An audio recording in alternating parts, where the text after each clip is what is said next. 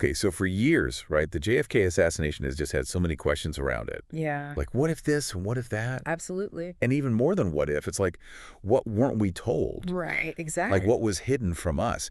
And with all these new documents coming out, well, it feels like that question's even bigger now. Oh, for sure. It raises even more questions than it answers, I think. Exactly. And that's what we're going to try and get into today. Like, what has the government maybe been keeping from us about the JFK assassination? And we've gone through a ton of these newly declassified documents, Yeah. all kinds of intelligence reports, memos, and a lot of them stamped secret right on them. Oh, yeah. Big red letters. Like right out of the movies. Yeah, exactly. Yeah. So we're going to try to pull out the most interesting details, the things that really make you think, like, what else is hidden? You're right.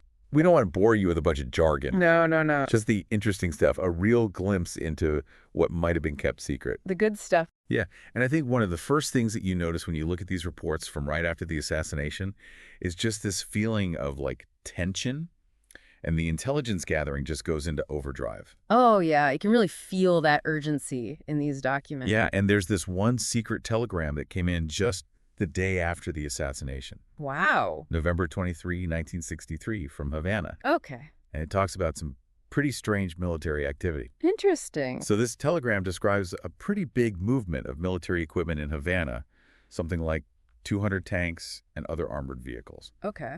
But here's the thing that's really strange. They specifically mentioned lanzallamas, which are flamethrowers. Flamethrowers, huh? That's pretty unusual. Yeah, and this wasn't just a normal military parade or something like that. Right. The report emphasizes that they'd never seen these kinds of vehicles before, especially the flamethrowers. So this was something new, something different. Yeah, and it wasn't just some random rumor either. Yeah. This info came from a well-educated Cuban source, someone with strong connections in both the Cuban government and the military. Someone in the know. Exactly. Yeah. So it makes you wonder why this show of force, right, with these never-before-seen weapons, why right at this incredibly sensitive moment? Right. Was it just them trying to look tough or a reaction to the news, or could it be something more connected to what happened in Dallas? Yeah, you have to wonder if the intelligence community was considering a more direct connection. Of course they would have to consider that possibility, right? Absolutely. I mean, this kind of unusual military activity in Cuba so soon after the assassination, it would have definitely set off alarm bells. Definitely. So let's shift gears a bit and look at a message from a few years before the assassination. Okay.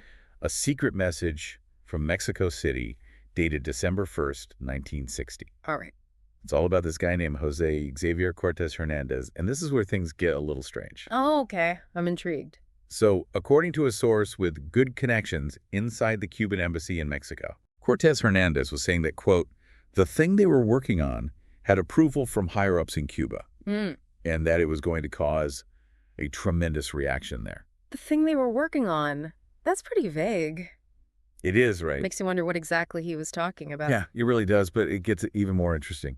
Cortez Hernandez also mentions this friend he has. Okay.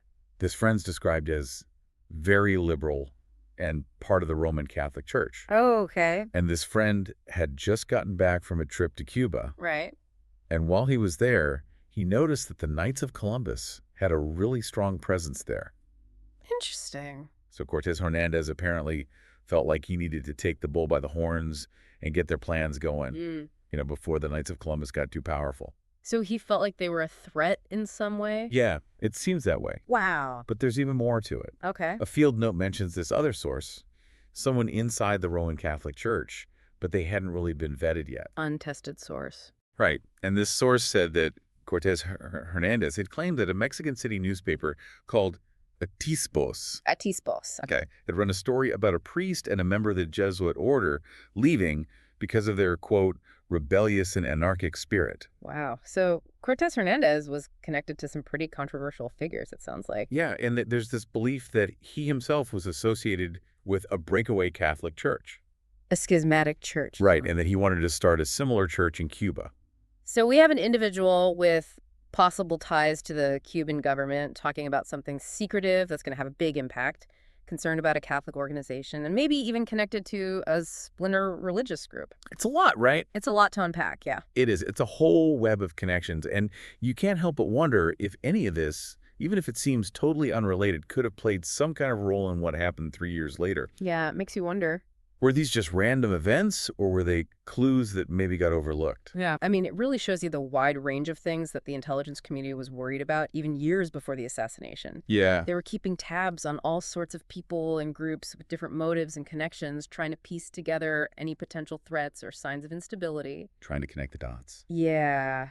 But the tricky part is figuring out what's just noise and what's actually important. So true. So let's get back to the time right after President Kennedy's death. Okay.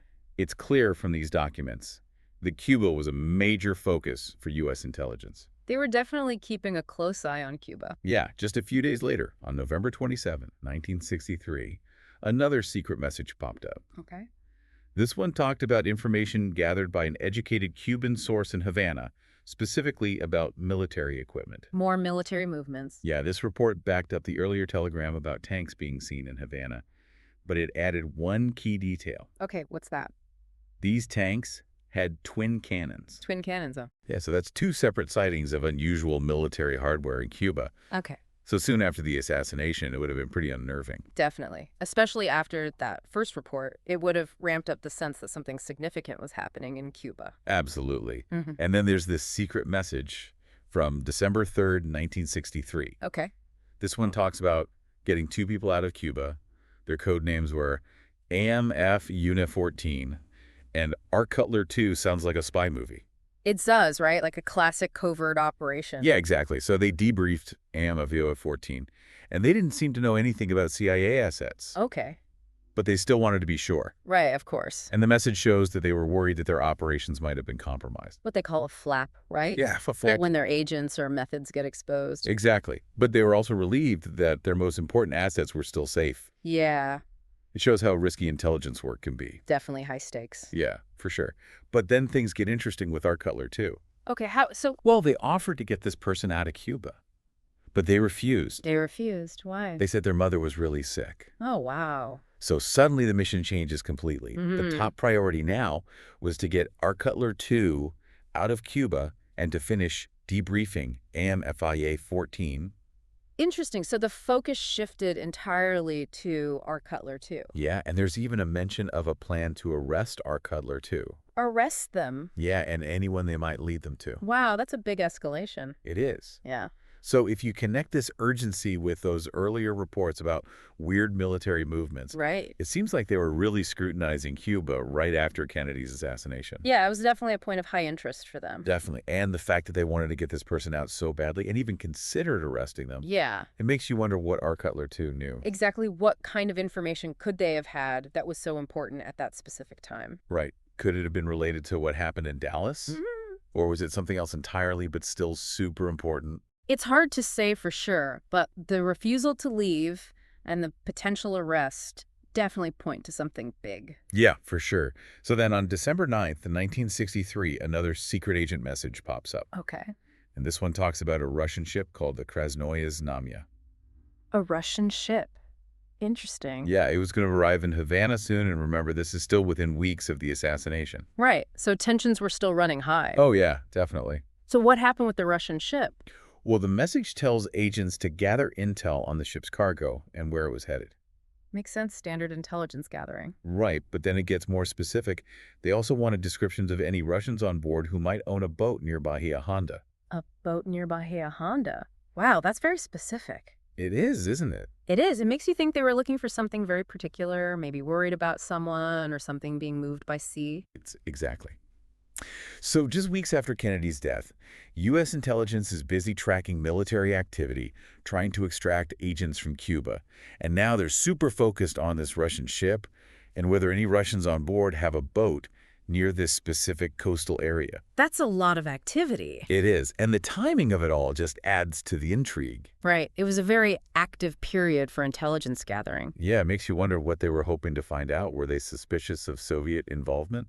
Possibly. Or maybe they were worried about people or things being smuggled out. Yeah, there are a lot of possibilities. A lot of potential secrets. Exactly. And it wasn't just military and maritime stuff they were looking at either. What else were they focused on? So there's this secret message from December 10th, 1963, about the recruitment of a physicist-mathematician in Cuba code named Otato. Ototo, a physicist-mathematician. Yeah, and apparently this person had access to 6 bottles of trinicon intrinsic. Trinicon intrinsic, what's that? It's a medication from Lilly Laboratories. It's used to treat pernicious anemia. Okay, and why was that important to the intelligence community? That's a good question, isn't it? It is. Yeah, you don't usually think of medicine as being a key part of intelligence operations. Right. But it makes you wonder what they were interested in. Yeah, what was so special about this particular medication? And to make things even more interesting, OTO's base of operations was a doctor's house.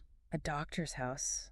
Mm. That adds another layer to it. It does, right? And the same message asked for more information on several individuals mentioned in these communications. Trying to build a bigger picture. Exactly. It really shows how widespread the intelligence efforts were in Cuba after the assassination. Yeah, they were casting a wide net, trying to gather as much information as possible. So if we take all these pieces of the puzzle together, Yeah. we see a very complex intelligence response in the wake of Kennedy's assassination with a huge focus on Cuba. Absolutely. They were watching military movements, trying to get agents out, tracking Soviet ships, and even recruiting people with access to scientific resources. It shows just how seriously they were taking the situation and how determined they were to get to the bottom of things. Yeah, they were leaving no stone unturned.